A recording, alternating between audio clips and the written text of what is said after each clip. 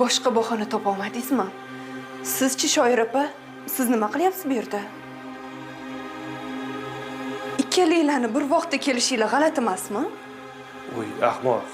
Shoir o'zini uyga kelgan, haligi shitni ko'rgani. Ha, Gulshan? Nega sharlaqalik qilyapsan? Nima endi o'zim uyimga ham kela olmaymanmi? O'zingizni uyingizga kelsangiz bo'ladi, lekin men yo'g'imda kelmaysiz-ku. Voy, seni miya aynib qo'yganmi, namuncha bunaqa hovliqasan? Savolimga javob bering. Xiyonatlaringizdan to'yib ketdim, charchab ketdim, eshityapsizmi? Hammasiga shu paytgacha chidab keldim, lekin bunisi oshib tushdi. Yana o'zim tanigan ayol bilan hayf sizlarga. Gapirayotgan gapingni qara.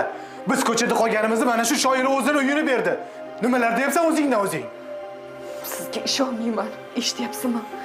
Sizni gaplaringizga ishonmayman. Odamlar gapirsa ko'zim ko'r, quloqim kar bo'lib yuravergan ekanman.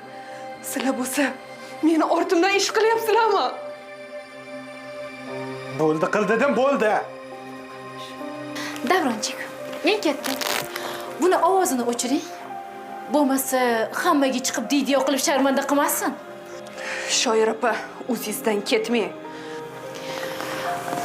2 yil oldin uyimga bostirib kelding. Teatrda xonamga ham bostirib bording. Endi bo'lsa bu yerda janjal qilyapsan. Isboting yo'qmi? Jim yur. Erini qizg'on urib miya aynib qopti sen qizni.